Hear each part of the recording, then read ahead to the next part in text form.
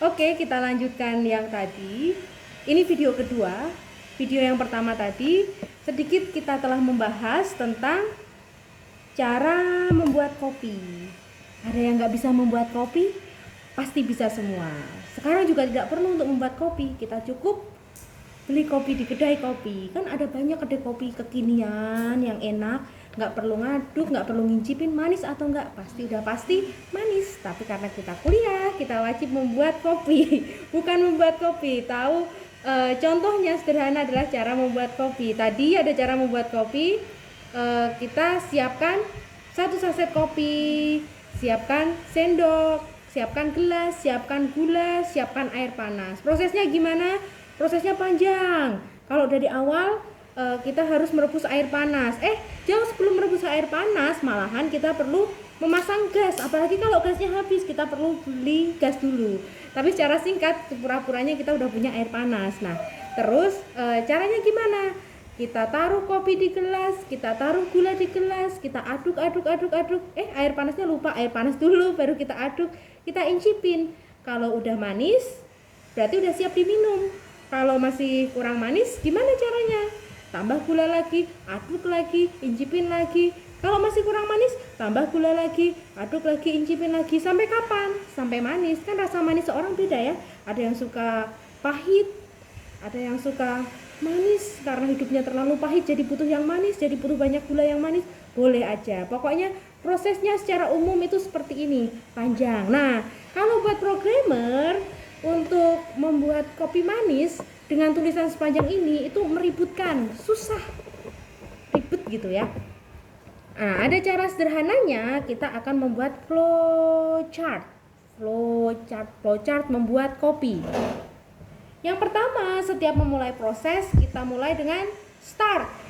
Dalam flowchart, biasa kita membuat start dengan lambang seperti bentuk oval, tahu oval ya? Nah, kita buat oval kecil di sini, tulisannya adalah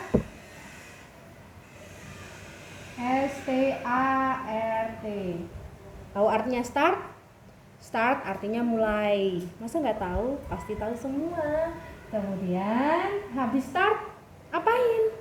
Tadi kita udah bahas kan, dalam membentuk suatu urutan, kita perlu yang diperhatikan adalah inputnya apa, prosesnya apa, outputnya apa. Nah, sekarang membuat kopi, inputannya tadi apa membuat kopi? Inputannya adalah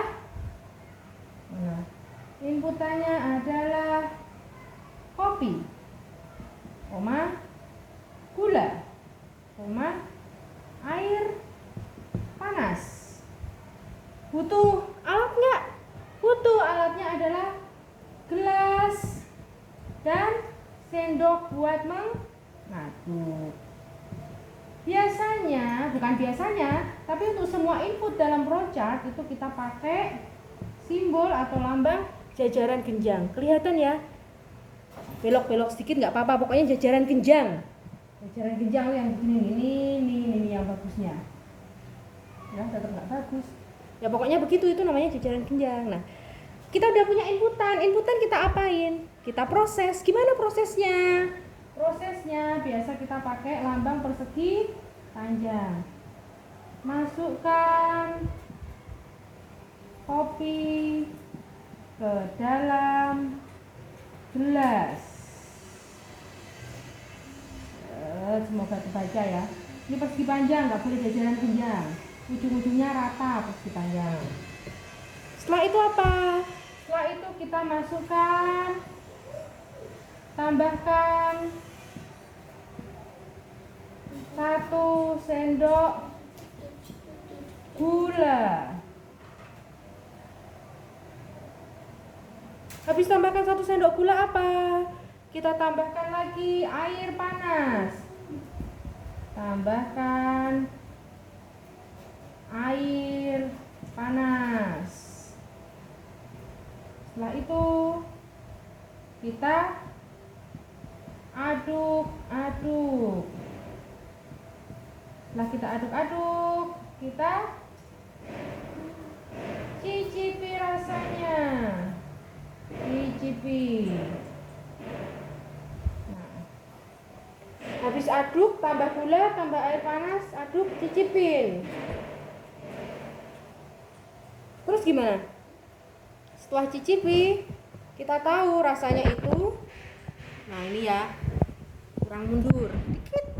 Nah, setelah kita cicipi, kita cek rasanya manis apa masih pahit.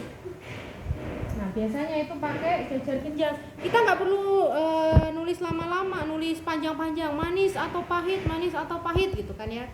Cukup satu aja yang kita tanyakan. Ini piye toh? Nah gini nih. Pegangin dong. Pegangin dong, tolong dong. Someone help me.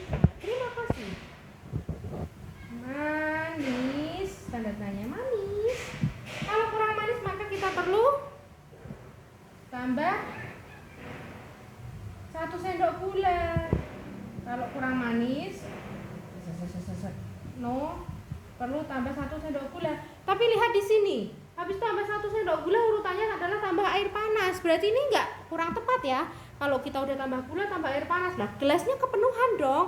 Berarti di sini kita ada yang salah, yang harus kita rubah urutannya. Jadi jangan memasukkan gula dulu, masukkan air panas dulu.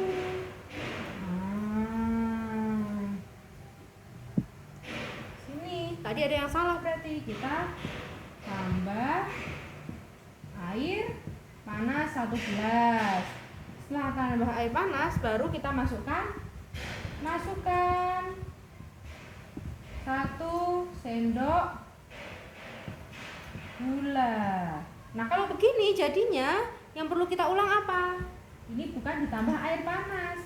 Kalau kurang manis, maka kita perlu menambahkan gula di sini. Setelah tambah gula, diaduk lagi, dicicipin lagi. Manis enggak? Masih kurang manis. Tambah gula lagi. Terus kita aduk-aduk lagi. Kemudian kita cicipin lagi. Manis enggak? Kalau belum manis, tambahkan gula lagi. Terus menerus sampai akhirnya rasanya